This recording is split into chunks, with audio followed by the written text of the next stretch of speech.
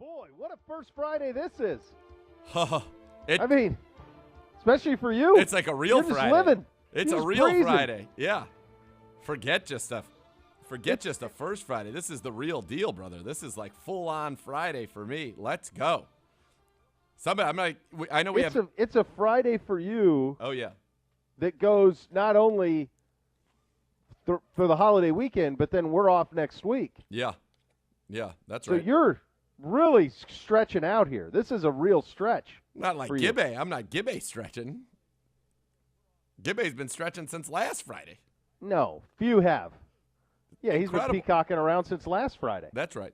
Gibbe. Hey, how did the golf go? Did you guys get it in? We got 9 in before we got rained out, but what a treat to play some golf with Gibbe, and then you and I are going to play some golf tomorrow, hopefully, and then that'll be that. These are like. Well, I'll watch you play. I think I'm hopeful that I'll be able to hit some approach shots. Is what I'm hopeful. No, come on, you're going to smack. But I look forward to watching you play. It's going to be great. And spending time. That's it. It's the quality time, and then that sets up for the long anticipated me, you, and Gibbe golf, which is somewhere in the not too distant future, hopefully. Yeah. I'm hopeful that I will be able to. I was going to try to get out there. Unfortunately, I'm not. I thought this baseball would be over. The rain out yesterday, so it's pouring. You lived through it, but so it poured like the priest in Caddyshack pour. Okay, it broke for what amounts to 2.5 minutes, and then we're totally surrounded. We're socked in. Like there's no bright sky. There's no sun. It's not like I see the end of the front. I know this is at 6:00, so I'm like, look, we're done. It's over. Let's get out of here. But of course, people want to play the games, right? So all right. Well, let's sit around. Maybe it clears. Let's wait a half hour. Like there's no waiting for this unless you're going to play at midnight. It's over.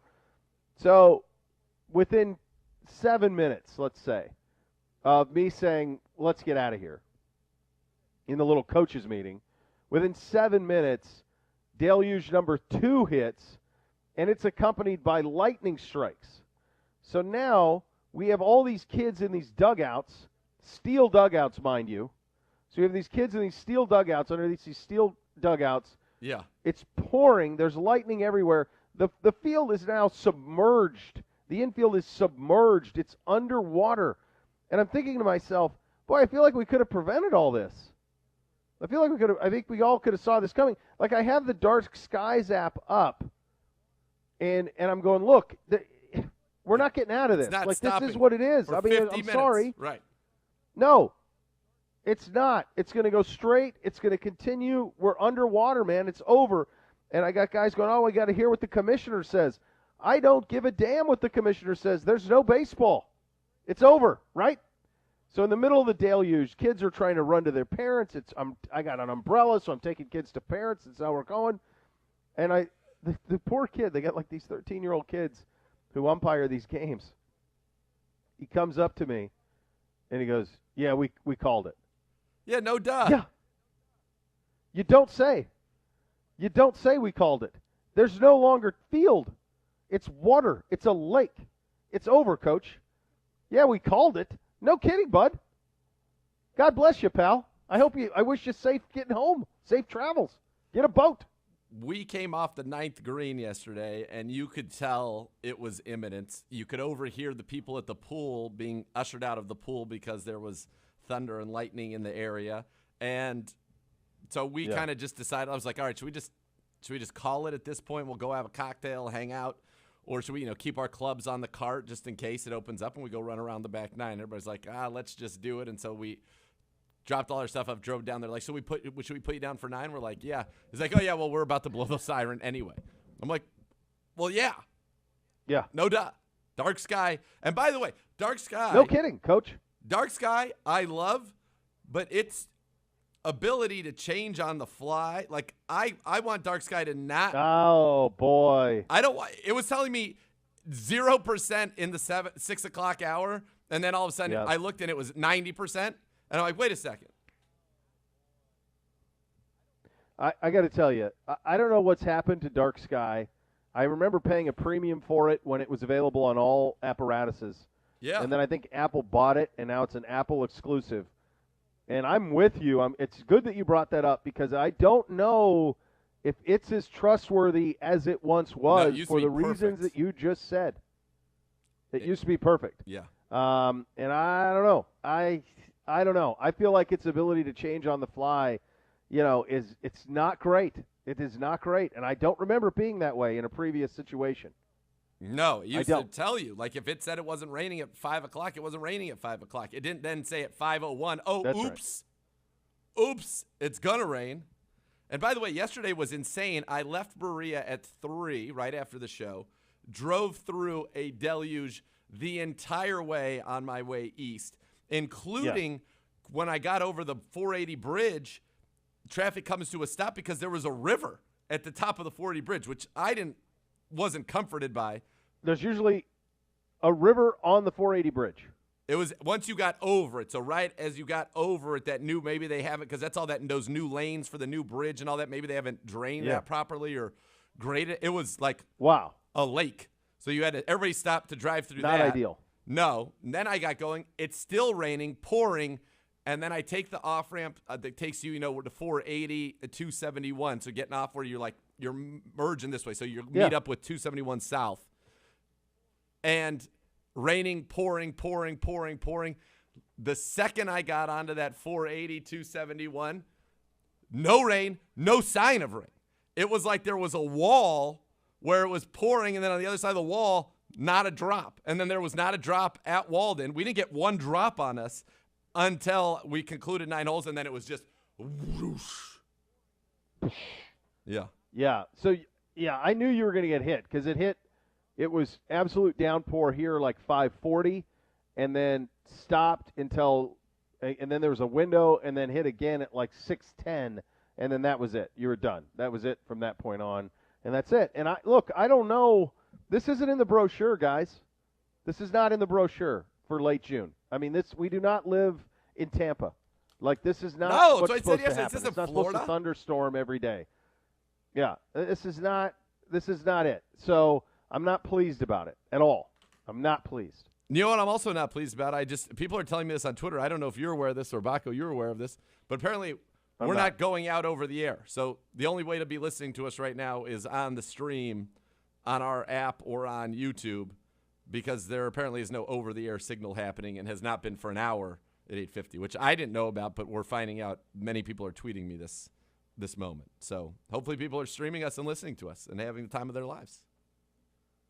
Hold on a second. It's been an afternoon, boys. Hold on a second. We are not on the radio? That's right. As of right Vacation now. starts early. Let's go. As of right now, we are not. See you later, boys. See you later. I'll see you later. We want to keep this under wraps as much as possible. Yeah. Well, but who's on the only people under in wraps? If they put on the station, it's not on. We are on the stream as of right now. You can check us out at the ESPN app or the Land on Demand. But only people who are well. already on the stream can even hear that message. That's a very solid point. So it's under wraps. If they go to 850 on their dial, they're not hearing this. They're hearing nothing. It's a solid point. This is a remarkable situation that has just transpired that we are figuring out at 1:09. Maybe that's what Gibbe's birthday present was. Not on the air. He cut the line. Now we can leave. So he texted us. I mean, this is going to be a very different show now. I'll tell you that. What is this? What's he saying?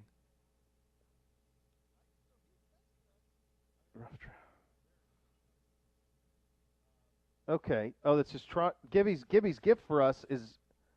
Okay, Gibby. All right, Gibby. All right. Well, this is a pretty good gift, but I mean, we're not even on the air. Well, we're on the stream. Yeah, but there are people. Nana says she's streaming and having the time of her life. So. Well, yeah. I mean, we certainly can. Okay. How about this? What? Gibby's listening on the stream. He's at the bar. He's on. God bless you, Gibby. Gibby! What are we doing? Pre-gaming before Remarkable. golf. Gibby, what does this mean for us? Wait, Brown's Therapy says he's listening on the radio. What? This is real time. This is dark sky. This is what's happened to dark sky. Information changing in real time. I don't know. So, NEO Sportswagon's listening via Alexa. He's listening to us right now. He says it's fault. We can hear you on the Browns app. Big win for the streamers today. Everybody, Coos is on the app. Let's go. Billy Bones. Everybody's on the app anyway. There you go. That's right. You're our people. Not always, obviously. Well, it's up. Well, I mean, Brown Therapy says we're up. I mean, I don't know. How can we verify this? I don't have a radio in here. No, we're doing a show. You can't listen to the radio when we're on a show. Gibby, go have a beer in your parked car. Don't drive it. And put on the radio and tell us if we're up. That's it. That's the way to do it. I think that's the way you handle that. Incredible. Incredible turn of events. Well, Courtney Cronin's going to join us in about 20 minutes from now. Yeah. So you got that. We got the Vikings you, Mount Rushmore. Nice. My Vikings Mount Rushmore is epic. Yeah, I have a feeling I know how you're going to go there. We'll do that in about 5 minutes from now. Yeah. Real quickly before we go to break. Okay. Although I don't know if we have to go to break because theoretically we could just keep talking forever. Who knows? But what I was going to say, how about Giannis going down last night? Like, in the NBA, who's left? I know, and you got people going and wanting to put asterisks on this whole play. Listen, injuries happen. You got asterisk an injury. Ridiculous. I think this is what happens when you play 2 seasons in one. I think that's fair. Boy, do I. Yeah, I think this is what happens when you play 2 seasons in one. It's a lot. Ligaments don't get stronger. Ligaments are ligaments. I'm getting 1,000 text messages right now. I can't even keep up with all of this. What's happening? Okay, so the TuneIn app is rolling. We're on the TuneIn app, getting a lot of that's happening. So that's it. So I don't know. We're doing a show. It's the last one before we're off. I was going to give you guys like a C+ effort anyway. So bump it up. The people on the app are having the time of their lives. Let's give it. These are for the streamers. Yeah. Hey, give it what they want. We're all right, going here's what we'll streaming. do. So we're going to do Vikings next. We're going streaming. This is what we're going to do. We're going to do Vikings next. Vikings categories next as we can continue our tour. Yep. We'll hit on them. We got Courtney Cronin at 1:30. She'll give us some perspective on where that franchise. I think it's kind of a big season for that franchise. At 2 o'clock, we'll do Ask CBD. You put out the question to the people, right? So we'll do that. We'll play a little Joel Bitonio for you in the 2:30 hour, and that's what we're going to do here. That's what you're on going a to get. First Friday. We're off and running. Cleveland Browns Daily, 850 ESPN Cleveland. You guys are down.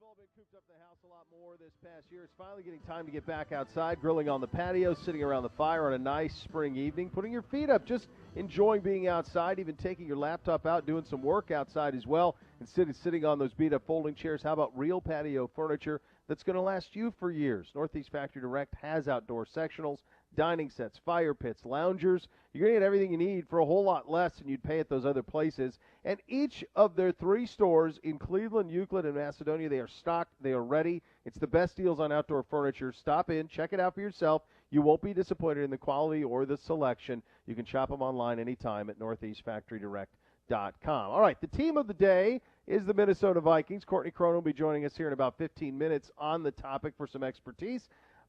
I think it's kind of like, hey, the window's a sliver open, and this is it.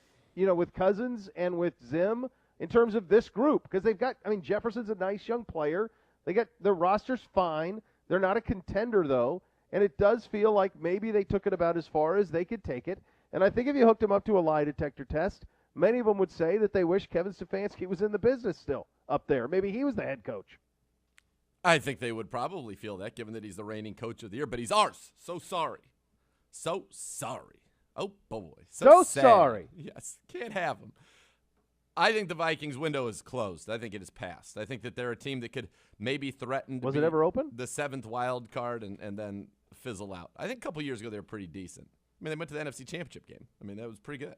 But were they contenders? I never felt like their D was elite. Them winning a Super Bowl. Their D was elite. Yeah, the D was really good. They could run it with Dalvin. They could throw it. Diggs and Thielen. Thielen. They had It Kyle just was Rudolph. Cousins. Like, I just always thought that there was a ceiling on Cousins. Like, Agreed. Limit to what you could do with him. Yeah, I agree. But Dalvin Cooks is, he's in the discussion with our guy and the Derrick Henrys and the Alvin Kamaras as the best running backs in the league. Christian McCaffrey, when he's healthy, he's in that discussion. He's a special, special player. And they got him, in 2017. That was his rookie year in the second round of that draft. And he's been great from. That was the year they went to the NFC Championship. But now it's still a team that offensively, Justin Jefferson, Thielen, Dalvin Cook, Irv Smith Jr., that is pretty good. Like, that's a pretty good core.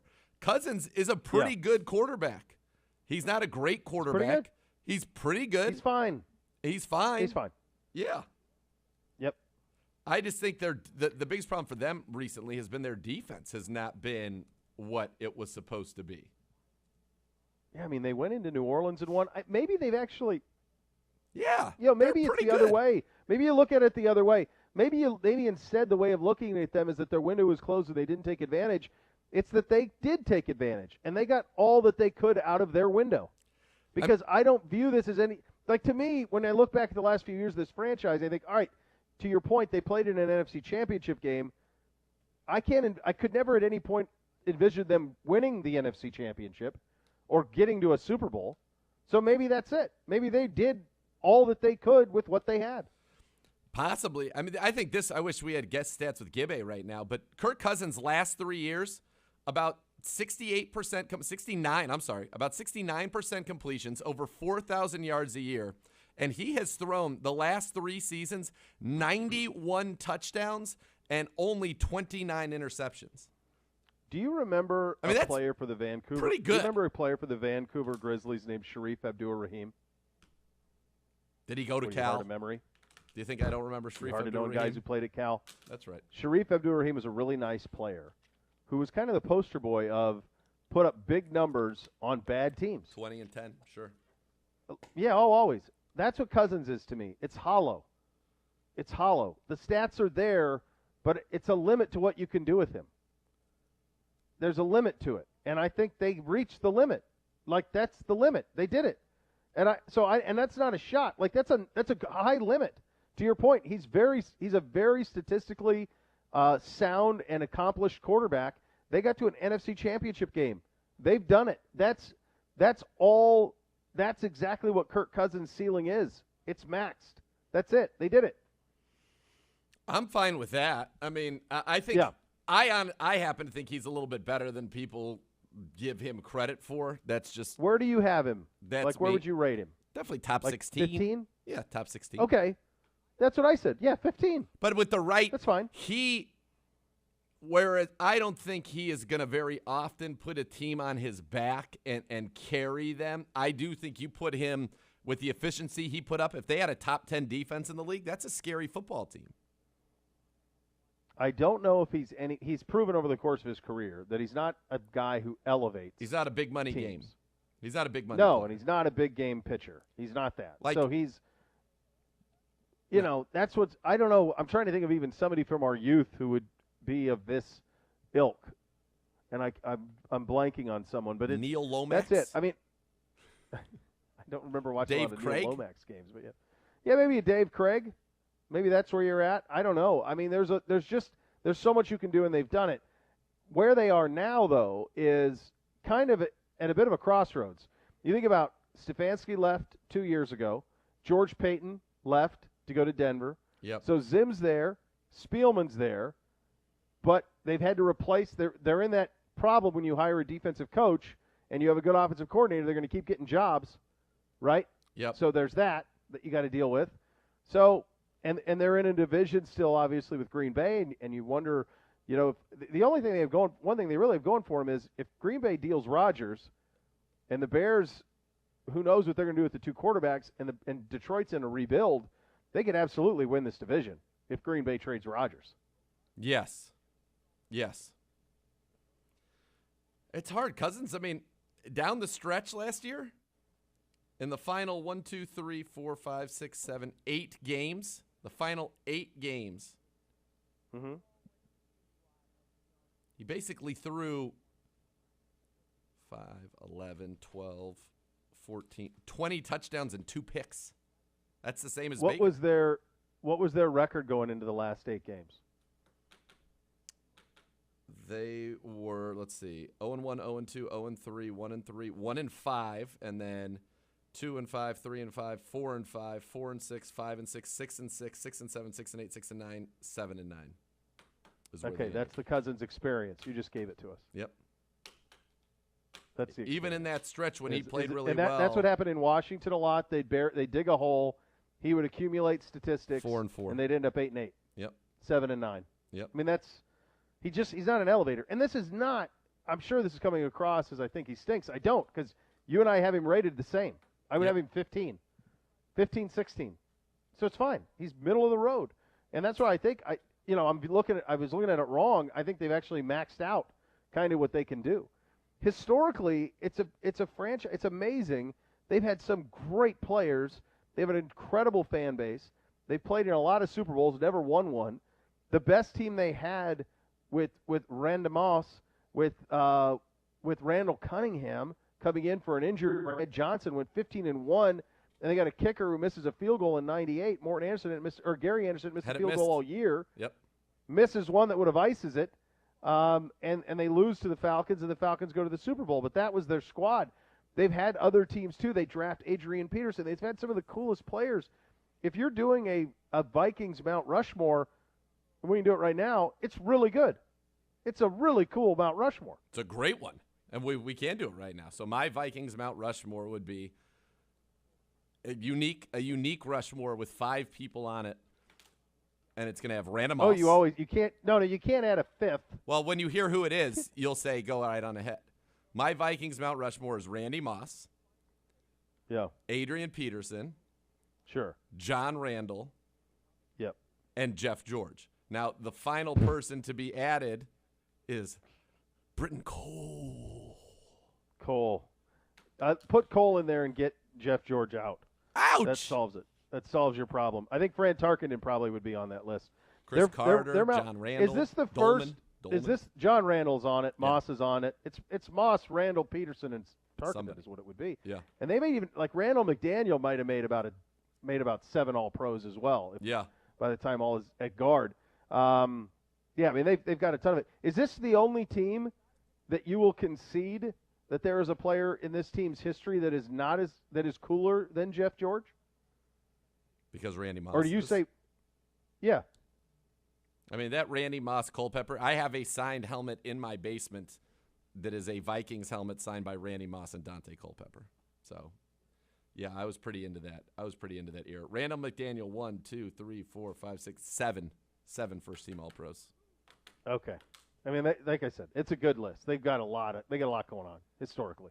And the Randy years he was unbelievable. He was absolutely unbelievable. Like, to me, when I think of the coolest players in my 30-plus years of really paying attention to the NFL, it's hard to say. I mean, like, to me, Deion Sanders and Randy Moss Yes. are two of the coolest. Yes. Like, those are the guys who just blew your when they were on the field, they just blew your mind. So it was absolutely cool. I love their uniforms. I think their uniforms are great.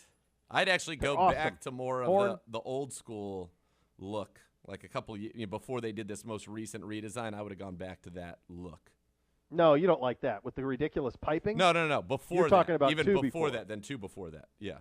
Yeah, you're talking about Moss. like in Randall Cunningham and Moss And Randy Jeff Moss. George, Chris yeah, Carter. this is they did kind of a they did what the Lions did, which is they tried to modernize a traditional look. Yeah. And that's sometimes you can just wear what you used to wear and Need to break. That's the way that. Real quick, goes. I feel like you Go keep ahead. laughing about Jeff George is a quarterback for the Minnesota Vikings in 10 games, 8-2, 3,000 yards, 23 touchdowns. Come on. I'm not laughing at how good he was. I'm laughing at the idea that he would be the quarterback of record for a franchise that has Fran Tarkenton, among others. Randall, That's Dante where. Well, Chris Carter that's did it where one the time. Say, I won't laugh comes play from. for this team unless Jeff George is here. And then Jeff George wasn't there. Could've. But I believe he kept I wasn't playing. on the Jeff George beat in the mid-'90s, so I can't tell you. if MVD. he There said was that or not. He said it MVD, emphatically. 99 MVD was hot. That was Was hot. smoking. I love that Cole's there. I love the city. It's a great city. It's easy to get to. The stadium is off the charts. One of the It is off the charts. haven't been. It's one of the last few I have to check off my list. If you are building a stadium now, do like that. Do Yep. that one. Yep. It's awesome. I love it. It's great. It's a great town, and it's easy to get around. You can walk around downtown all the time without having to go outside. So that's a huge win. We'll get some perspective on where the Vikings are with Courtney Cronin, our great friend. She joins us coming up next. You listen to Cleveland Browns Daily on 850 ESPN Cleveland.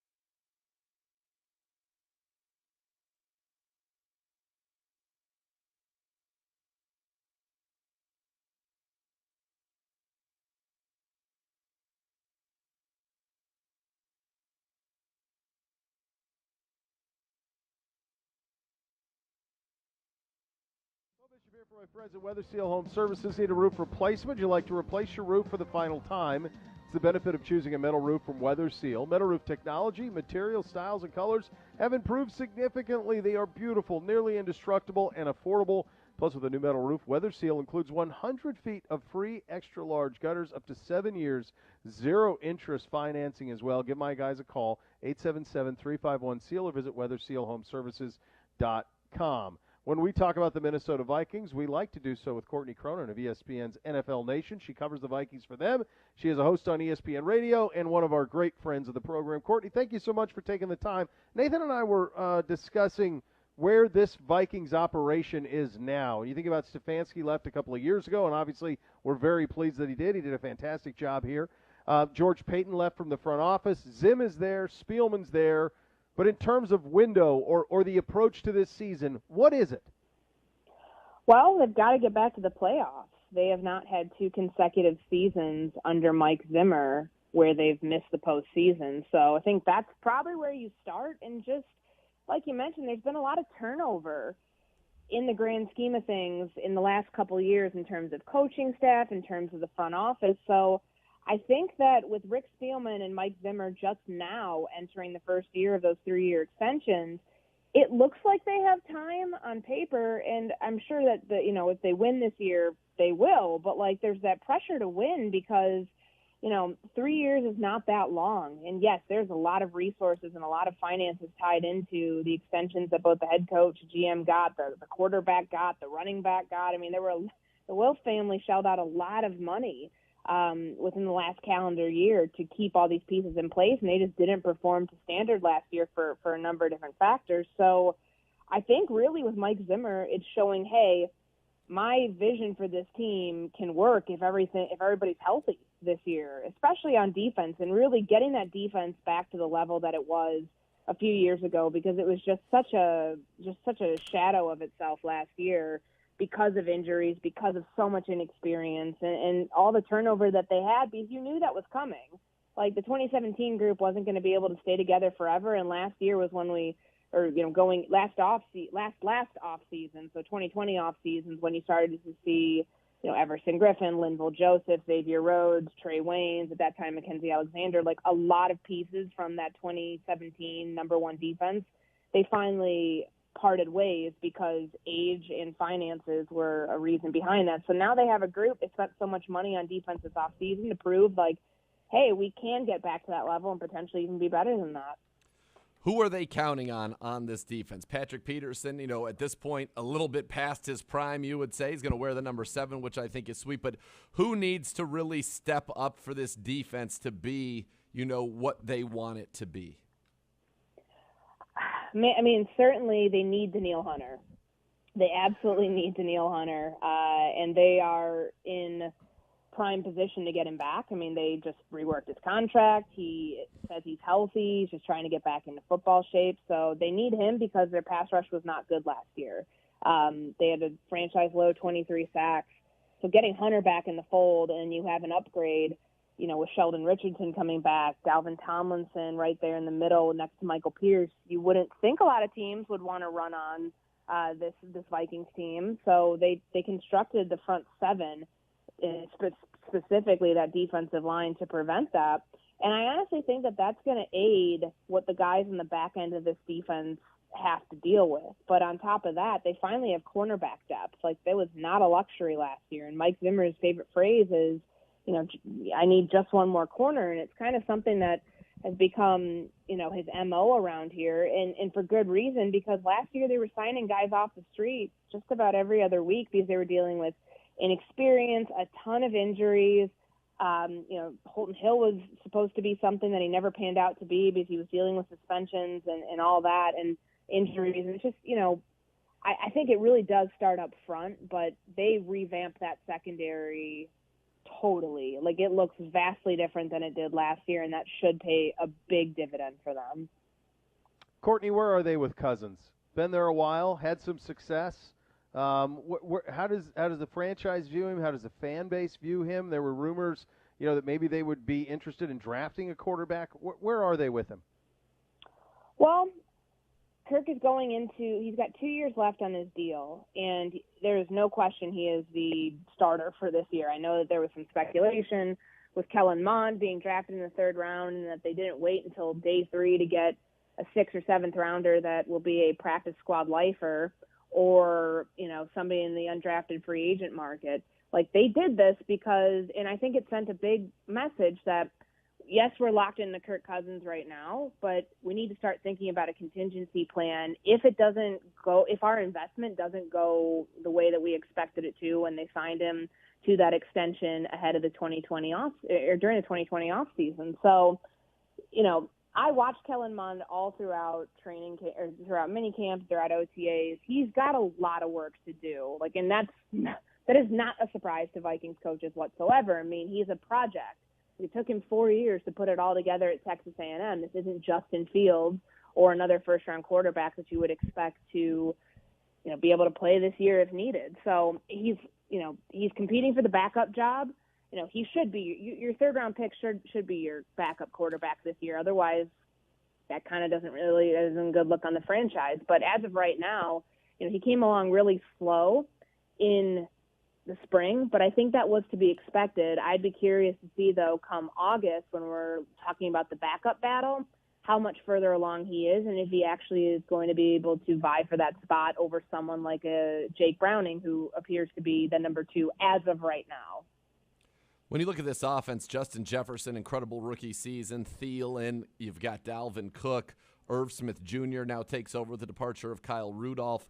How do you kind of see this offense running? Is it still going to be 2 tight ends? And does Tyler Conklin, is that who steps up as kind of that second tight end? Or is there a 3rd receiver you think could step up this year? How do you see this offense kind of evolving now in 2021? Well, it'd be interesting to see if they sign somebody to be a 3rd receiver. Just speculating here a little bit, but I don't think Larry Fitzgerald signed anywhere yet. And wouldn't it be a great story for him to come back to Minnesota, the place where he was a ball boy, as a little kid, and retire here eventually? I don't know if it'll happen, but if it wouldn't surprise me if they end up signing a veteran receiver to compete for that number 3 job, just because they just don't have a lot of depth. Right now, if you're looking at the depth chart, it's Chad Beebe, and he's a good possession receiver on 3rd down, but that's just not going to cut it behind Jefferson and Thielen.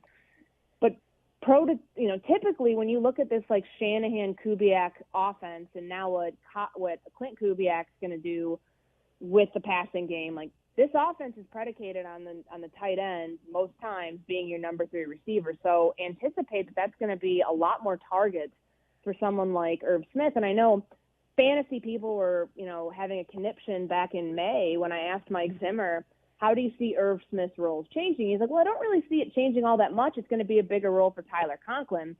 If you've already gone through fantasy drafts, or if you're getting ready to do it here in a couple of weeks, Irv Smith will be just fine. His role is changing because his target share is going to increase. I just think that had to do a lot with Mike Zimmer being like, no, he's been fully capable since the day he got here. We drafted him because he's an athletic tight end that can play a lot of different spots, and he's going to be a very big part of this passing game.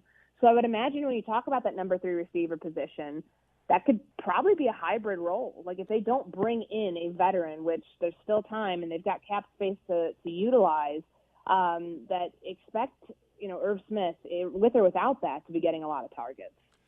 Do you think, following kind of what, Kevin Stefanski coming here and becoming the coach of the year, is there some thought that, maybe we're seeing good offensive coach like that go out the building, that we maybe we should have kept him, much like in Atlanta. They kept Dan Quinn and Kyle Shanahan leaves and goes to San Francisco, and the Browns would be obviously so lucky to get to a Super Bowl and hopefully win one with Stefanski. But has there been any talk about kind of how that played out ultimately and what that looks like for the franchise? Yes and no. I think that there are people within this organization that I've spoken with that kind of wondered about that what if. They get to the postseason in the 2019 season, they win in the overtime game against New Orleans, and they get, smacked in the mouth in San Francisco. How would that have played out differently if they, at the end of that game where the writing was on the wall that Stefanski was headed to Cleveland, what if they would have either if Mike Zimmer would have retired or gone somewhere else, or if that Dallas rumor about him getting traded there as the head coach and then getting a pick and then, the Vikings promoting Stefanski.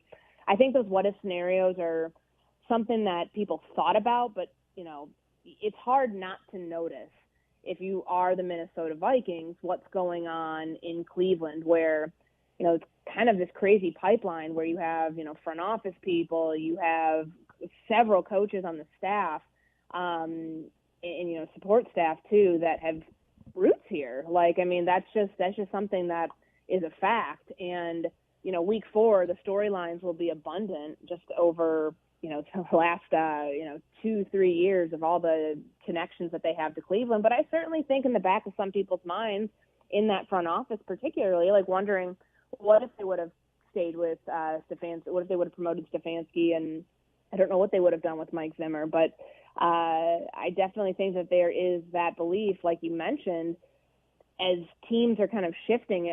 This offensive trend is not going away. Right. And I guess we'll really see what happens this year. Kevin Stefanski was terrific last year. It earned him Coach of the Year, and rightfully so.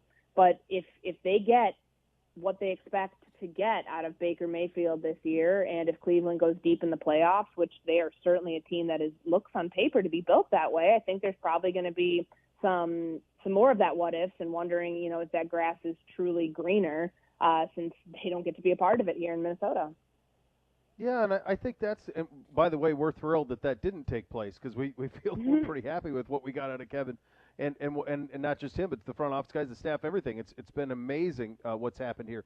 Courtney, in terms of where we are now in the league, you're either a contender or it seems like there is this movement, and we frankly are one of the franchises that did this. We tore it down to the screws and started over and drafted high and went that way. This Vikings team, and these are my words, it feels to me like a team that's kind of on a road to nowhere. It feels like at best they're a playoff team, at worst they're not. They're somewhere. We're playing 17 games now, so it's forcing me to do math. 10-7 to 6-11, but I don't know. To me, I don't see a team that's a Super Bowl contender, and I don't see one on the horizon. So, what is the patience? What is the thirst to try to get to that point? And do they feel like it's possible with the characters who are there?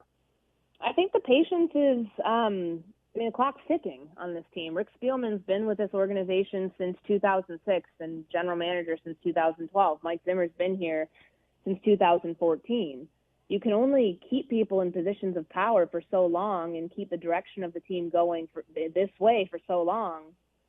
And if it doesn't yield a Super Bowl trophy at some point, then I think the Wilf family will run out of patience. They've owned this team for 16 years now, and they haven't been delivered a Lombardi trophy. I think that they've exhibited a ton of patience. They have no issues throwing money at ideas and at things that they believe will work, because ideas that they've been sold on, like, hey, we need to go get a franchise quarterback. That's the missing piece. Whether, and obviously no one has said that publicly. You think back to 2018, Mike Zimmer, Rick Spielman, ownership, everybody was so careful not to say, yeah, quarterback away from winning a Super Bowl, but that's 100% the thought, because follow the money. And that hasn't panned out yet. So I do think that while they have certainly done everything they can at this point with their focus on defense and just okay, they went all in on defense because that's how they think they have to win games this year with the offense the way it is. Mike Zimmer said it was the most explosive offense he had in 7 seasons in Minnesota so far. So it's okay, well, defense has to perform. Otherwise, I think that you'll be looking at potentially some changes, across the board here, and a shift in direction if they're giving this one last chance to make it work. Yeah. Courtney, great stuff. We always appreciate your you. perspective. Thanks for giving us a little bit of it today. No problem. Thanks for having me. Take care. All right, great stuff. She's one of the best. Courtney Cronin, ESPN NFL Nation Vikings reporter, host on ESPN Radio as well. Nick, do you have the sound from Get Up this morning with Orlovsky's retort to Tannenbaum? Do we have that? I'm trying to pull it up now. Hold on. Okay, let me know when you have it. So if you haven't, you've probably seen this by now, and we don't give these things legs because it's just nonsense. Right. And I feel like we've done a pretty good job over the course of this show of explaining the difference between actual content and summer content. Hey, let's stir some things up. Baker's a lightning rod. And we tend to not answer to that stuff because it's just nonsensical. And what Mike Tannenbaum said is nonsensical. Now, Mike Tannenbaum is fighting for his television career because the only way he's going to gain traction is to say things that garner attention. Rex Ryan did this on Get Up a year ago. He'll continue to do it, right? And so this is how you get people to pay attention to you. You say things that become aggregated, things that go viral. He did that, and it did. What's amazing about the original statement is he claims, at one point he claims that Kevin Stefanski was the offensive coordinator at Minnesota with Case Keenum, which he was not. At another time, right. Quarterback coach, but not coordinator. He said he was Correct. the offensive coordinator. Then he says that that Baker only had one good season, which isn't accurate. He actually had one of the greatest rookie seasons in the history of the National Football League. Broke Peyton Manning's record. So now that was broken by Herbert last year, but it's just not accurate stuff. But then at the end of the statement, he does say Baker is he said he's the 5th best quarterback in the AFC. So that's fine. Okay. I mean, if that's the way you want to play it, that's fine. That's top 10 quarterback in the NFL. Right. So that's not a replaceable part. So what are you saying? No. What are you doing? And that is where, you run into a little bit of an issue with the things that are said, right? And so Baker Mayfield, over the second half of the season last year, without play action, was one of the top 5 quarterbacks in the league at Pro Football Focus, without play action. And so when you add into, it's just play action that makes him good, that's not accurate. And so that is where you run into what I think you run into some of these issues where people are misinformed. Is he an excellent play action quarterback? Yes. Yes, in fact, he is. But that is not the defining characteristic for him as a quarterback, and anybody who watched the Browns over the second half of the season knows that. And so that's where I run into my problem with what Tannenbaum is saying. Baker for the season was not as good without play action because the first, as we said, he had no offseason and it was a new offense. When you got into the point that this became week 7 on, all of a sudden Baker Mayfield shoots up the board and becomes one of the more efficient quarterbacks in the NFL without play action. And so that, to me, is something that you need to, he's good out. He's only good out of the pocket. That's not true. We became a drop-back passing team, and Baker Mayfield excelled. But the problem is there is really no accountability on those shows to this. And by us talking about it and by him doing it yesterday, guess what they get? Content today. And like we've been saying for a while, there's no content around the NFL right now. So they have to have NFL content because everybody cares about the NFL. So they made some stuff up. And Tannenbaum gave them that. And then they get content today, and it's our guy Dan Orlovsky answering the bell to defend our quarterback. Let's have a listen to that. Go ahead, Nick. I'm going to start at number 5 with Baker Mayfield. He's had a lot of conversation here recently of, does he deserve the contract extension? Where are the Browns on him? Let's go back to last year, and the thought process was, Baker stinks.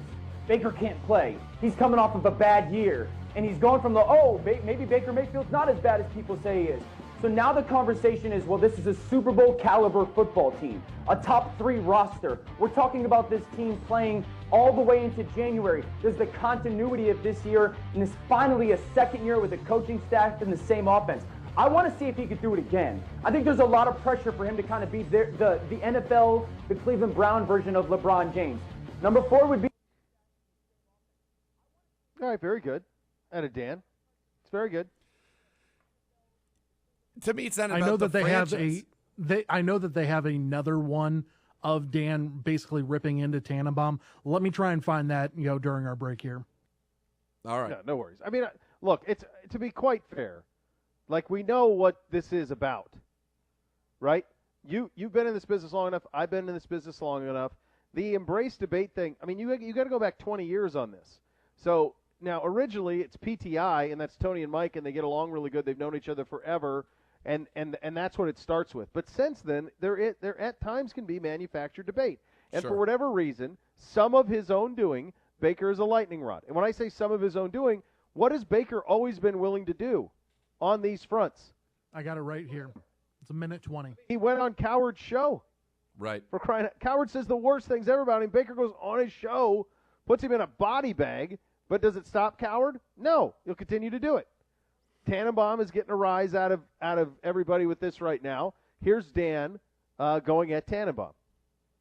Baker Mayfield is going to be better. Greeny, I'm going to tee myself up, okay? Mm-hmm. Because I've sat for a couple days now, and I've listened to Mike Tannenbaum, who I love, bash Baker Mayfield.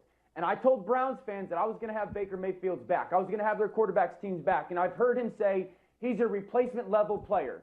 First of all, Baker Mayfield resurrected the worst franchise in sports in America, okay? This franchise was terrible before Baker Mayfield got there. They were 0-16 the year before he got there. His first year, they go 7-8-1. He was 6-7 as a starter, as a rookie in that first season, while breaking the rookie touchdown passing record held by Russell Wilson and Peyton Manning, two pretty good players. Also playing a meaningful game in December that year. You can't replace that. Year two, I'm going to give it to you. He stunk in year two, but we all know why. Freddie Kitchens was a disaster. Then last year, everyone continues to doubt Baker Mayfield. And what does he do? He goes and completes 63% of his passes, 26 touchdowns, 8 picks, and 95 passer rating. I'm going to finish it with this. There's two guys in the history of the NFL that within their first 3 seasons have thrown for 25 touchdowns.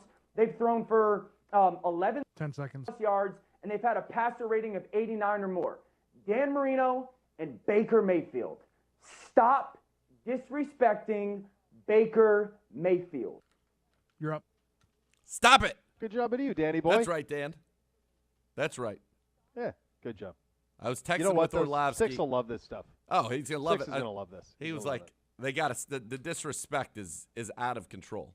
And now he put him on. He's got his top 5 quarterbacks under the most pressure. He put Baker at number 5, and he said, look, you're on a legit Super Bowl contender. You were great last year. Do it again. There is pressure because pressure comes with when there are expectations. That brings pressure. That's right. And there are expectations. It's not just Baker. Everybody wearing a Cleveland Browns uniform has pressure because this is a team that should be doing some very, very good things. You want pressure?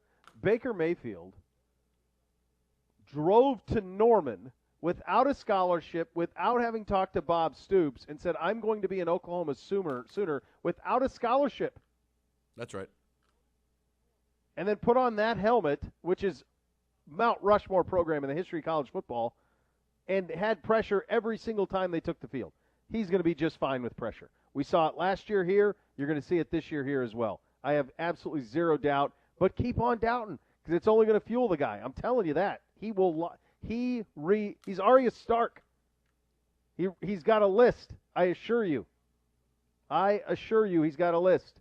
We'll do a little Last CBD coming up at the top of the hour. You hear from Joe Bitonio at the bottom of the next hour. You're listening to Cleveland Browns Daily on 850 ESPN Cleveland. You guys are down. We're stacking. Yep. Yeah. Thank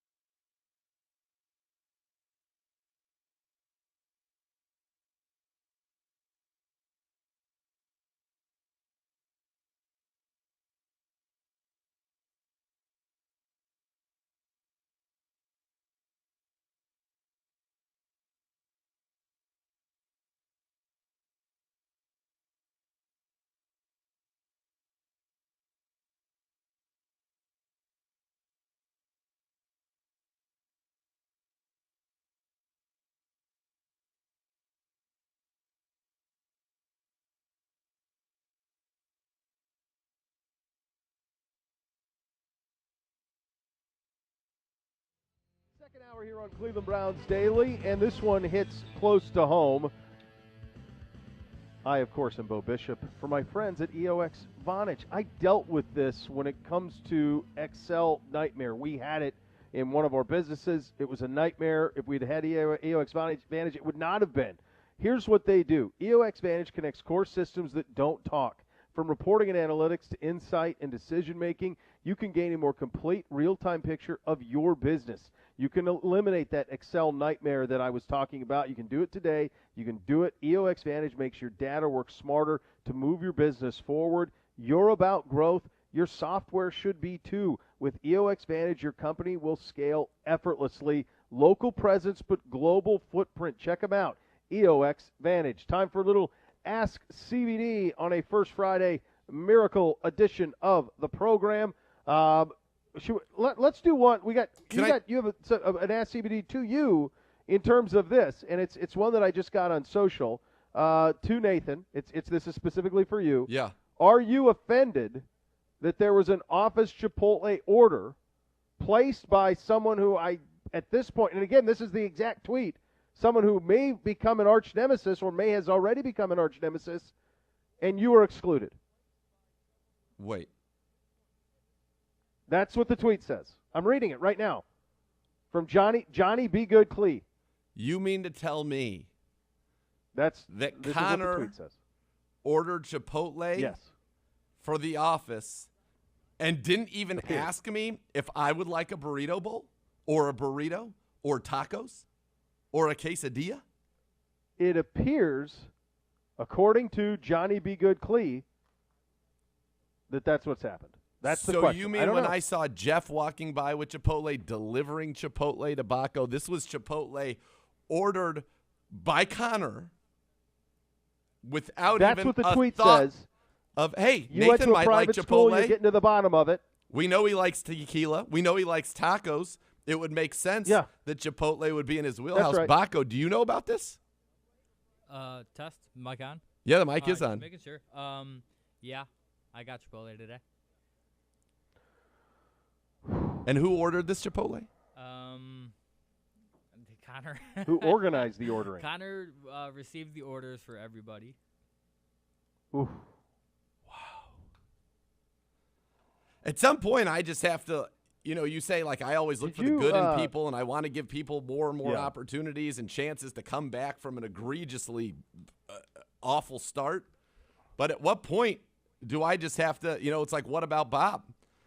Bad connection. Hang up. Maybe I'll try again later, but at what point do I have to just give up here?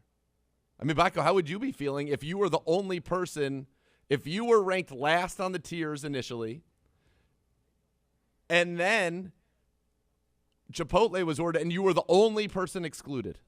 I can't speak to the tiers, but I definitely have been left out of food orders, and it's not a good feeling. It's hurtful, but now you can't speak to the tiers, but you can imagine, you can put yourself in my shoes. Of course. If that had happened to you, and then this now, how would you be feeling? I mean, yeah, you're going to have to take that up with him. No. You're turning it back to me. We're doing that right now. To be fair, I want to know what you. We are taking it up. I want to know what Baco thinks about. Like, how would you be feeling if you were Baco, me? you're the huge P chair. Yes, you're in the huge P. You have to answer the huge P questions. I would feel hurt. So, like, hurt, attacked, yes, ostracized. Ostracized is a good one. Yeah. Do you? There was a show. There was a show on HBO about 20 years ago that centered around Baltimore, and it was various parts of the city of Baltimore. One season was maybe from the view of the police. That's right. Another season perhaps was from the view of the ports. Maybe from the school system. Maybe one season would be about the press. It was this show. It was a show called. Are you aware of this show called The Wire? Nathan, are you aware of that show, Nathan? Nate, I feel have you like heard of this show? I might need to walk around like Omar right now and handle some business. That's what I'm going to say. This is there's a character on that show that was kind of a Robin Hood.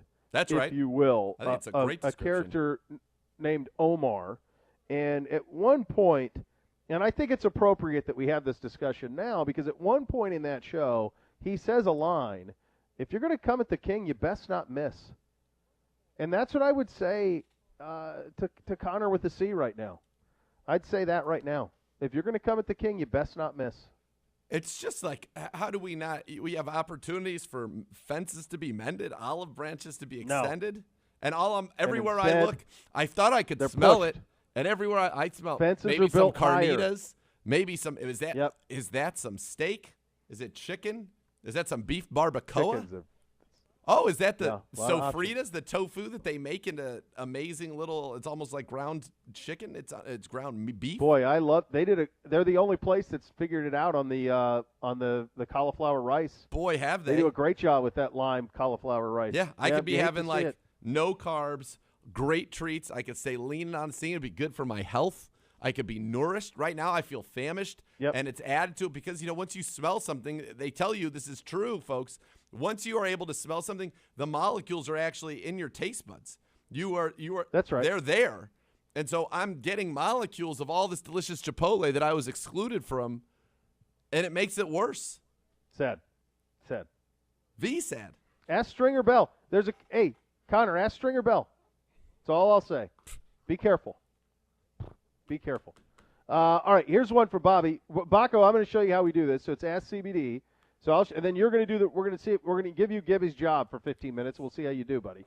But I'll do the first one. This is from Bobby. Bobby tweets to us, if you could be on one movie sports team, what would it be?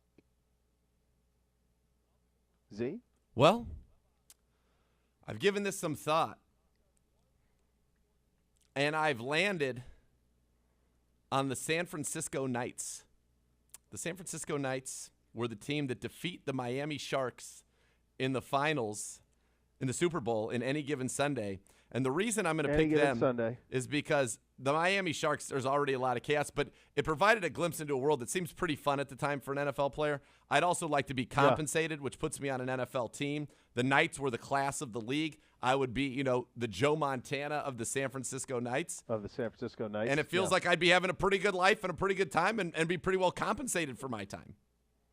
Only thing we don't know is we don't know what life there would be like. Because only thing we know is what life is like for the Sharks, and it's pretty good, but also chaos. Right. Like, is that not duplicated for the Knights. Around the league? All good. I wouldn't no think chaos. It would be. Yeah. We're the creme de la creme. So there's a lot of things I think about with this, and I kind of come to the realization that maybe it's the West Canaan Coyotes in Varsity Blues. I mean, pretty good life. I mean, Tweeter had it great. He did. Imagine if Harbor doesn't get hurt. Yeah, but you're not getting compensated. Harbor, jeez. You're not getting paid. Not financial. Aren't you? Are we sure? All right. If you want to do that, football? Do you want to go be in the program? There's a lot of chaos. They had to deal with serious issues in the program. In I'm not Varsity trying to Blues, lie down on a street. No, I'm not doing that. Go, put the women and children in bed and go looking for dinner. There's too much heavy stuff going on in the program. Sure. Latimer, all that stuff. Yeah. I don't need all that. I think Tweeter's got a great life on Varsity Blues. He's running amok. It feels Texas, like he's high school football. It feels though that he's on like the on-ramp to nowhere. But I'm not worried about that part of it. I'm just going to jump into a movie. All right, I have a couple other ones for you. If we're jumping into a movie and we can be on the Olympic hockey team, even though I'm not a hockey player whatsoever, in Miracle, that's got to be a pretty sweet feeling, right? That would be pretty good. Beat the Russians. Always good. And it's real. It happened. It's a true story. Yep. The other I was thinking from just a fun standpoint, how good would it have been to be on the team in Blue Chips? Wow, the Blue Chips team. There's a movie that could have been so great. Oh, my God. It's like they just ran out of steam. Could have been the best. It should have been so good, and they just ran out of steam with it. The execution was not there. Yeah, I'm sure there's others that I'm not thinking of from the sports perspective. So, all right, Baco, your turn. Ask CBD. What do you have for us? All right, I got one from Goobfield15. Baco, are you full? Are you satiated right now? Do you feel good? Did you have was that excellent like Chipotle? Yeah, he looks like he's well, smiling. Looks like a very comfortable man right now. So sure. I actually haven't had Chipotle in like 8 months. I haven't gotten it. Me and my fiance have decided that we're gonna not do Chipotle. We had a couple bad strings of it, and today was the first day I've had it in a while. Listen, and it Baco, was we don't need to get delicious. into all of that. So you're saying we you just need to broke- say, like, you you're broke- missing the point of this, Baco, to be fair. This is basically just pile on Connor. Like, we don't need a story The whole about background. other things. But you know what? There is a story it's there, though, basically- Bo. He's saying There's an enemy that blew it. he's saying he was on and- an anti-Chipotle kick, and he went back to Chipotle for Connor and ate it in my face. Which now Let's just move it along. Let's just move it along. It's a lot to handle on a couldn't first continue Friday. down this I think road. I need a Question, vacation. I gotta answer it. I don't know. I need a vacation. You'll get one. You'll I get got one. a You'll get one question soon. from Goobfields15. He said, I recently got engaged and we're trying to decide on honeymoon ideas. Ooh. Any help? Croatia. I had the best time on my honeymoon in Croatia. Couldn't have been better. Dubrovnik split. I think you VAR. got to think about. Do it. It doesn't matter. It doesn't matter. It just depends. Do you want a wedding or do you want a honeymoon where is it beach? Is it adventure? Is it sightseeing?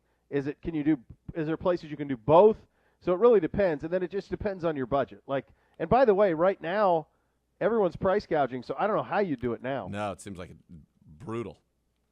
Double. I mean, hotels are double what they should be right now. It's insane. It used to be a $700 a night hotel meant that you were staying at the nicest hotel in the world. Not saying in like the nicest suite at that hotel, but that was Sure.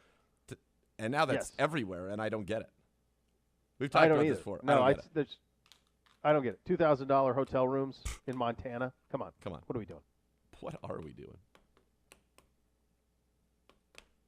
Baco. All right. Next. Scrolling through. Next one comes from Ricky Sanchez 74. My wife and I are coming to the land next month for our first time. What are some things to do? Rock and Roll Hall of Fame is def on the list. Help me out. I like this. This is an awesome city to vacation in the summer. You think about Cedar Point, the Rock Yep. Hall, the Pro Football Hall of Fame. Yep. I would say that there are certain things we can't compete with. Like you're not going to have the beaches of South Florida. You're not going to have, certain things that California has to offer. But by the way, we have a little wine country here too that's pretty good. Geneva's great. There's all sorts of things up there. Go down to Gervasi down in Canton. That's awesome. So there's a ton of stuff to do. I mean, I think you set it off of those three things. You catch a tribe game if you want. If you time it right where you have camp with us, then there you do that. What a win. Huge There's win. a lot of great things you can do. And I would recommend doing like a couple days up there in the Cedar Point area. Do like Cedar Point, do Kelly's Island one day. Check that out. Yeah. That's pretty cool. Little Put-in-Bay. Yeah, Little Put-in-Bay. Great food here. You got to go down to the East Bank, hang out on the river one day, just take in the sights, eat some food, have some drinks. Yeah, just enjoy yourself. Enjoy yourself. There's so much to do. So much. And if you like shopping, as in for food, if you're going to do some of your own cooking, if you did like an Airbnb or something, I think it's cool to check out the West Side Market. I just think that's a cool thing to see. Yeah, I would agree with that. I have one here for you, Z, from Chad. He wants to know, have you watched WWE Most Wanted Treasures yet? Do you fear their knock for a certain piece of ring attire? I don't know what this is in reference to. Well, it's in reference to my Macho Man Randy Savage robe and headband combo that he wore as the WWF champion in a match against Hulk Hogan in London, England, and some other times as well.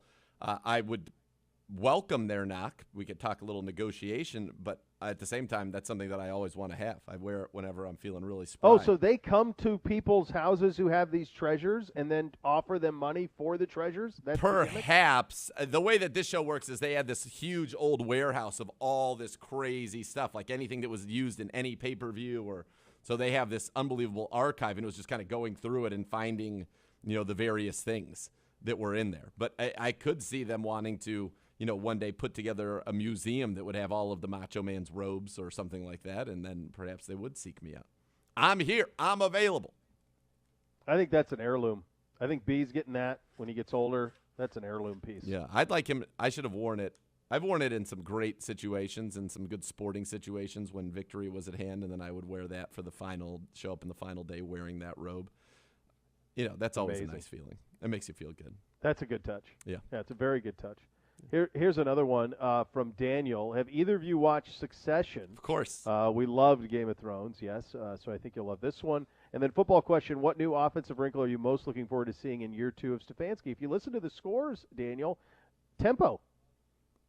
That's for me. That's you want to see tempo? Yep. And I want to see. I think so. I want to see more in the screen game. I think that's an untapped resource for us, more in the screen game. We have these dynamic backs. You saw it in the second half of the season, we started to pull it out a little more, the 40-yard catch and run to put the real nail in the coffin for the Steelers in the wild card game. Yep.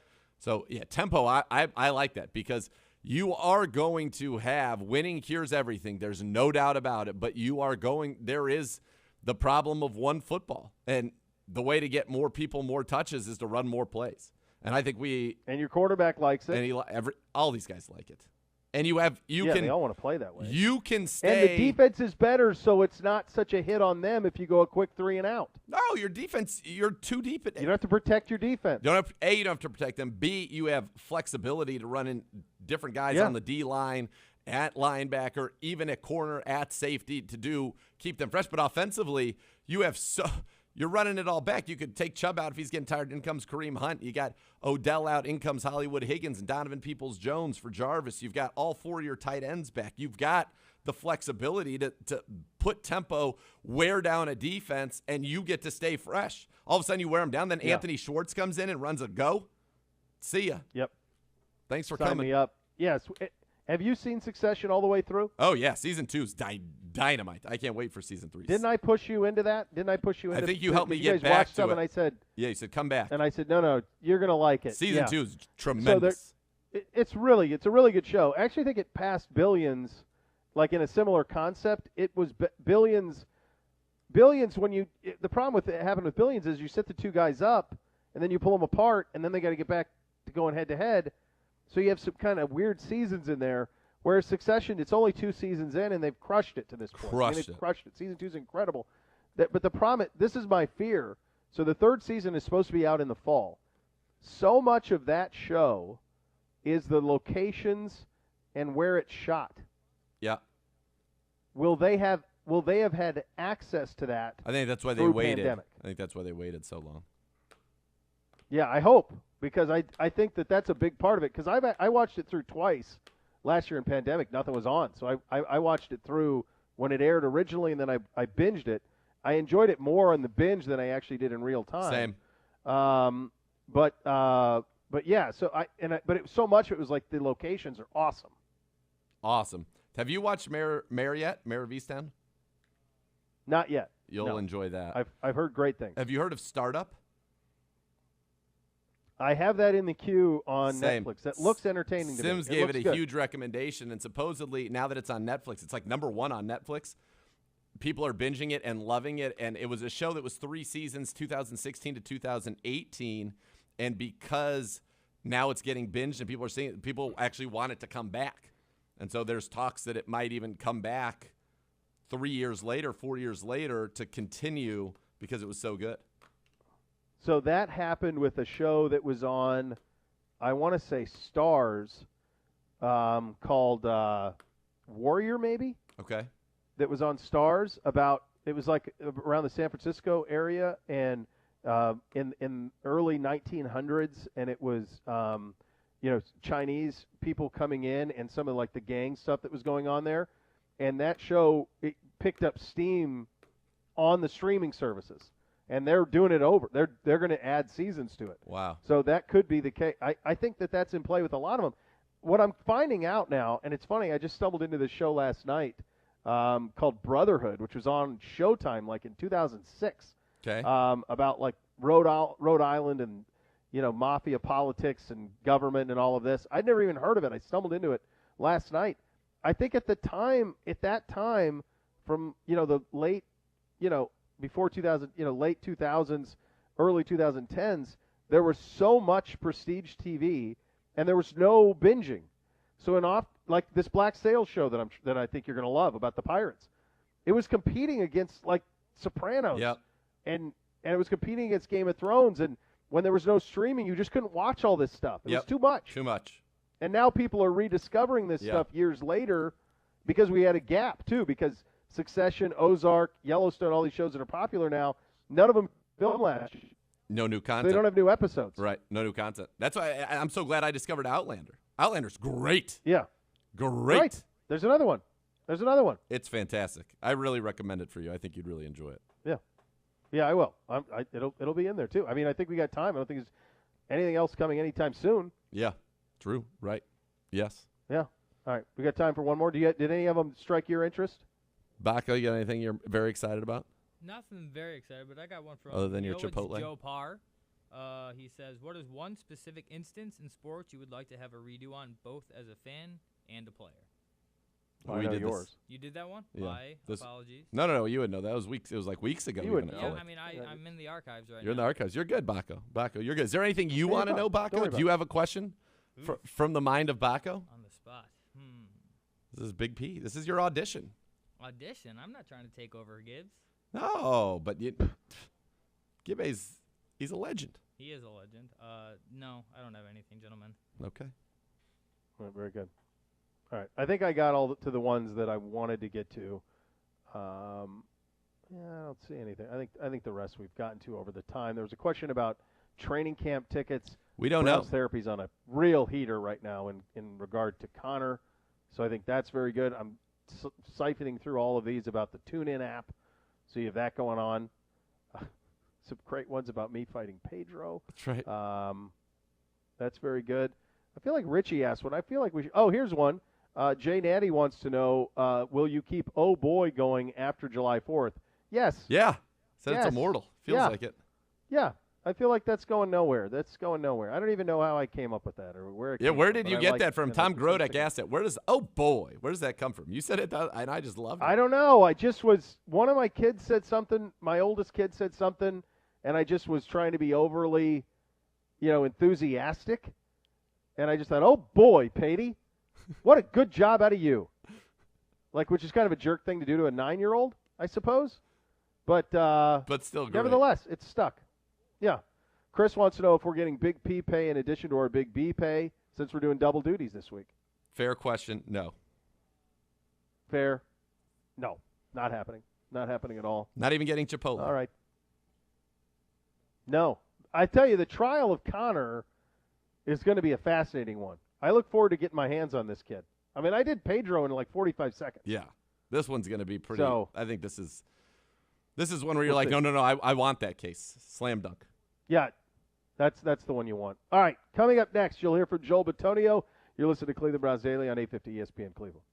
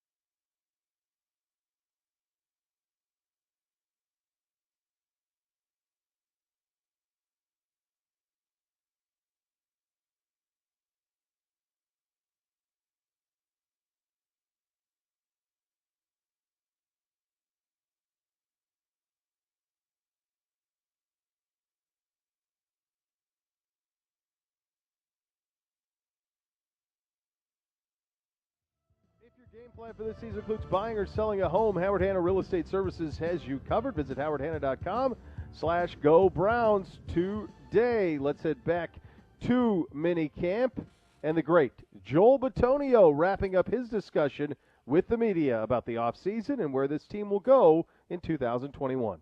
How different You guys are down. for you versus pre-2020 when, you used to show up all the time? Did you like this, the kind of flexibility of coming and going as you please? Yeah, it was great for me. My wife had our second baby at the end of March, so we were right in the heart of that. But it was good. I worked out at the facility actually for, a few weeks into the off season, and then, found a few other places to work out. We've been, a little bit back and forth, but it just gives you flexibility. You're not here for 4 hours or 6 hours. You can, work out for 2 hours, get your stuff done, get in and out. A lot of options. I think the main argument is just you have the ability to choose to do what you want. If you feel like your best bet is to come in and participate in the OTAs, and that's what you kind of get to do. And if you have something come up, a doctor's appointment or something with your family, you have that right to, stay home and kind of figure that stuff out. But for me personally, it was great. I got to spend time with my family. And once you get into the season, it's such a grind that, you want to cherish those moments when you get that opportunity. Going into the season, all the expectations that you guys are dealing with, just, from your perspective, the Super Bowl talk or, the expectation you'll go deep into the playoffs. How tough do you think it's going to be for you to deal with those type of expectations or playing with that so-called target on your back? Because you're not going to sneak up on anyone this year. Yeah. I like having expectations. It means you have the potential to, be a good team. And that's really all it means, though, is potential. You have players here, but we have to go out and execute. And I think, starting from the top with Andrew Berry and Coach Stefanski, they put us on the right path already. We understand that it takes work. Nothing's going to be handed to you in this league. And, from day one of the virtual meetings, this offseason, it's been about work. How can we improve the things that we need to improve on as a team and to get better on to, make it to the Super Bowl. And that's everybody's goal in this league. But for expectations are just really talk for us. It's something that we start off on, but we're working. We want to be the best we can. And we just want to give ourselves an opportunity to play as long as we can this year. And, Kevin's talked about last year doesn't matter now. You don't get to pick up where you left off a year ago. But for you guys as a group on the offensive line and just really how well you played last year, honestly, you guys want to pick up where you left off last year. So I guess my question is, how do you do that? How do you pick up where you left off and, not have any drop off or lose a step or whatever as an offensive line? Yeah, we, like we said, we thought we played well, but we've evaluated ourselves. Coach Callahan, Coach Peters, Coach Stefanski, we came up with individual plans on how we can improve ourselves this offseason. And then as a group, with communication, Jed's going into a second year. A lot of O-linemen take a big step from year 1 to 2. And then all of us are in the same system for the first time in a long time. In my career, I've only had that a couple times, maybe once. And so for me to have the same offense again is big. You have an understanding of the plays and what we want to do. And now we're just really fine tuning things and coming together in that sense. Hey, Joel, you just mentioned the dozen or so coaching changes you've been through. So you don't have one this year. Can you give us a specific example of how that helps you and maybe makes things easier for everybody when you guys get on the field? Yeah. So when you get a new coach, like the schedule, everything, the schedule of practice, the schedule of the day, the offense, terminology, the cadence, like literally everything that can be different has the potential to be different. So you're learning everything from step one. A lot of the stuff is the same, but it's different terminology. Where here we go out and we're running. We have the same playbook. We go over a brief install because you have time in the off season, but it's all plays that you've ran. There might be a little tweak or so here, but you're all just it's like riding a bike. You're just getting back on it and figuring out how it's riding right now. But you can change everything in an off season if you have a new coach. But with us, we're just kind of picking off and trying to improve the things that we need to work on. Hey, Joel, good to see you. You cleaned up nicely. Oh, thank you. I've got a couple haircuts, since the end of the season, so it's worked out okay. Hey, so President Treader yesterday was talking about how how nice this has been as a veteran on his body, and how those OTAs could and just all the stuff you guys have to do in the off season really takes its toll. Do you hope this is the new off season, Joel, that going forward, that not only will you guys have more of a choice about the voluntary OTAs, then kind of have a little bit less on your plate in terms of the off season? And yeah. From my perspective, I don't know how it's gonna, go in the future and stuff like that. From like a big picture look at things, like if you think about a season, let's say you end in February, that's everybody's goal, right? And you have to come back mid-April. So you're looking at maybe 2 months off, but you show up to OTAs, you're supposed to be in good shape because you got to be able to run, you got to be able to do things.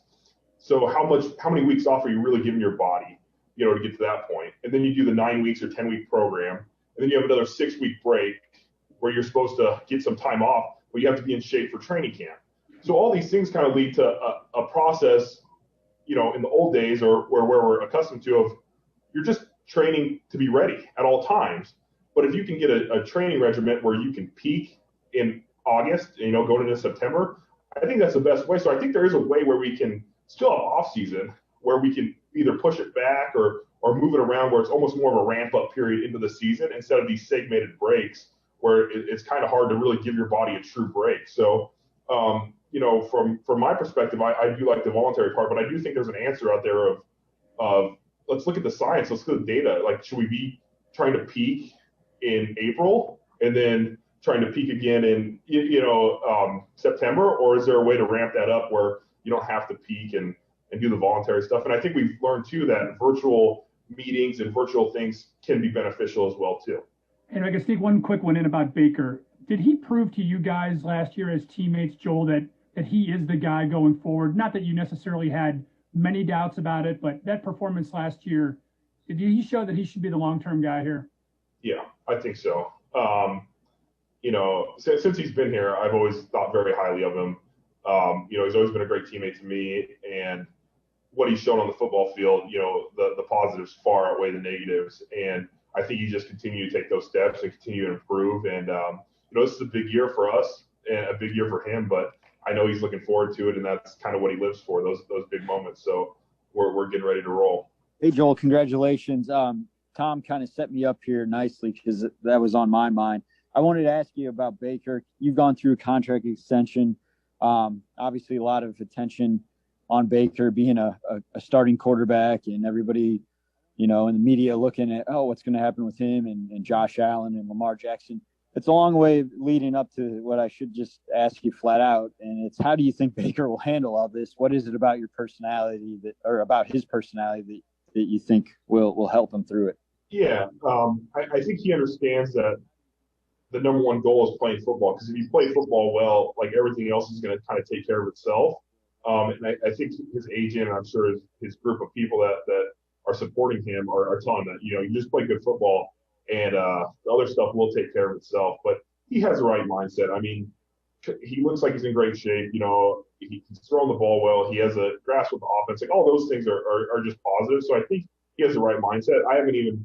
He hasn't even mentioned a contract extension to anybody in the building, I don't think, like, player-wise. So I think he's focused on what he needs to worry about and kind of let the rest take care of itself. One other quick one, just with all the new guys on defense, I mean, what goes through your mind when you're seeing Jadeveon Clowney, Takk McKinley, on a D-line already, obviously highlighted by Myles Garrett? Yeah, no, it was fun. We didn't go too crazy full speed because we're on in full pads, but just seeing the group of guys out there kind of moving around, and the athletes we have over there. I mean, Clowney and Myles are, a pretty good tandem just to look at. But you got Takk and Porter and Malik and Billings on the inside. Like, you have a lot of players that, I've experienced in this league they're great players and kind of great athletes. But no, it's cool. It'll be some good battles in training camp. Hey, Joel, you were, very nicely specific about having the same coaching staff. So if you can similarly somehow be specific, what's different about working with your coaches in person this spring? What's a benefit to being around them in person as opposed to what you had to do virtually? Is there anything new that you're learning about them at this point? Yeah, just being, it was kind of crazy because you walk in the building for the first time, and, if you're vaccinated, you see people without masks on for like kind of coaches like kind of the first time ever, you know, they've been wearing masks and stuff. So you see that. So that was one thing, seeing everybody's faces and getting used to people. But no, besides that, when you are in person, you have the ability to, you know, see how someone's moving or be coached up differently than, you know, we sent videos in virtually and did things like that. But when you're in person, it's a little bit more hands-on. You get that practice time and you kind of build a little bit of relationship of, you know, oh, this guy's personality a little bit more, you know, because you go into it last year and it's all Zoom and you don't really have that time to like chat and joke around in the meeting room. And those are some of the, you know, coolest things about football is, you know, eating around the lunch table, being in the meeting rooms, those type of things. So you kind of get to know guys on a different level from that perspective. So having said that, it somehow worked for you a year ago where you had this new staff, you didn't know each other, and you were able to have this magical run. Is there something that needs to be bottled from there to bring to this year, or should expectations just be higher? You know, how do we approach that? Yeah, I mean, I think we've built on that, and I think that goes back to Coach Stefanski and the program he set up, you know, the things he's built as a coach and put into place. I think those are still there. Like, I still think we're bringing, you know, that stuff we brought, you know, from the past year, but now we have a chance to grow from it. You know, I think everything has that chance, but for us, it's a new coaching staff. You know, we have never been in person with them like all this time, so it'll give us a chance to grow. And I'm excited with the guys we have, the coaching staff in place, and now for us, it's like, hey, we got to work and we got to put in the time, and you know, see what happens during the season. Hey, Joel, Nate mentioned the defensive line, and one of the things about all these guys is they can kind of line up anywhere. So I'm wondering, from your perspective as an offensive lineman, when you face a team that has 3 or 4 guys that can line up pretty much anywhere along the line, what sort of challenges does that present for you? Oh, it's a big challenge. You know, you hope the best guy doesn't line up over you. That's when they have 3 or 4 guys that are like that. No, it's a challenge, you know, because they can move things. They can, you know, shift the D-line. You think you're you know, Miles is going to be playing D-end. That's where you want to double team him at. And then they move him inside to the 3 technique. And hopefully you're sliding that way, but you never know in offense. Back in 30. You know, playing defensive end, you can get shipped from running backs. You can get shipped from tight ends and help that way. Where inside it's usually with a center or guard, but if the slide's going the other way, you know, you might miss that. But then they can run stunts off of that stuff.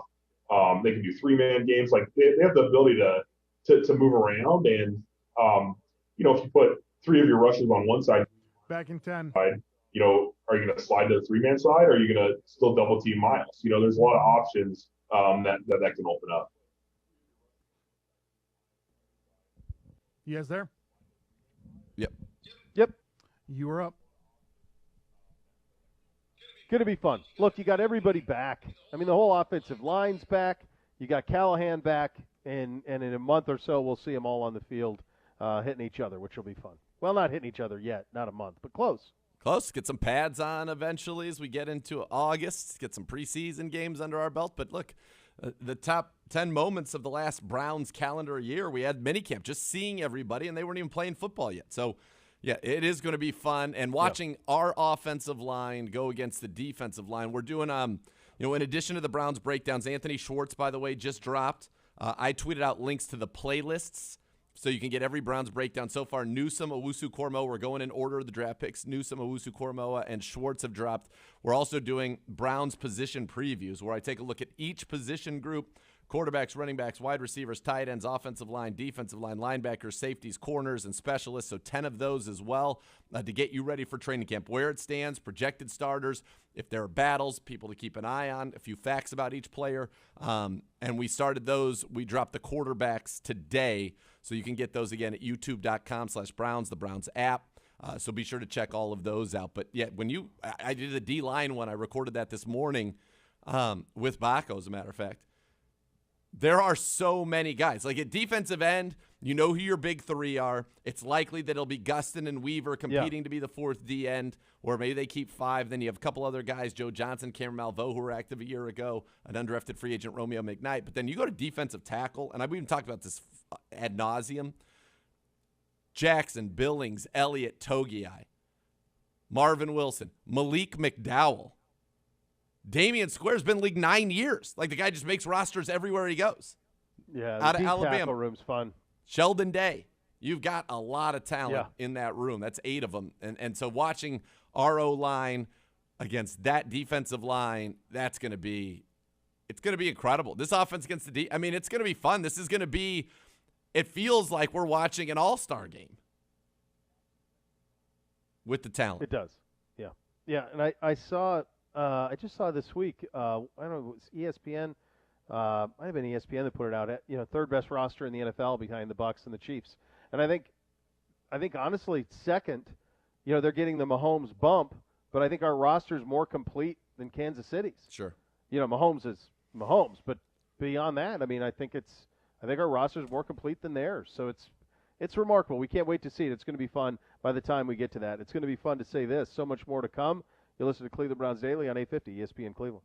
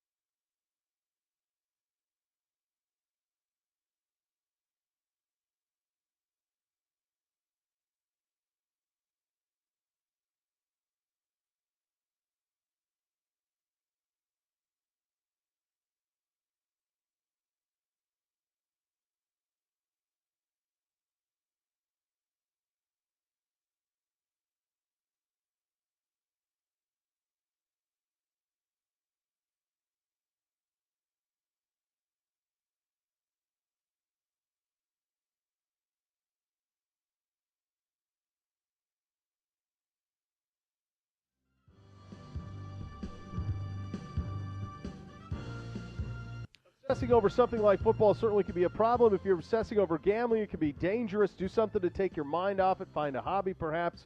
If you want some more tips, go to keepitfunohio.com for great ways to keep gambling fun. All right, guys, so we are you're going to be getting some best of programming, but it's original programming. Like, we recorded all of this stuff. It is, in many instances, interviews that have never played before. the next couple of days and into next week. Many instances stuff that has never played before. Z and I recorded original stuff for all of this in terms of ins and outs. That's right. And starts Opens, of shows, closes. ends of shows. Sure. Opens, closes, all of those things. So you will have that. And then we will be back on the 12th with original Away We Go. 30. And then Away we'll we be go. Giddy up. And then it'll be close, right? And we'll be close to camp and all of those things. So enjoy those. Have a safe and very, very happy Nathan's birthday weekend to all of you. All those fireworks are for him. Remember that. That's right. The next level is coming up next. We are back tomorrow right here on Cleveland Browns Daily on 850 ESPN Cleveland. Yeah.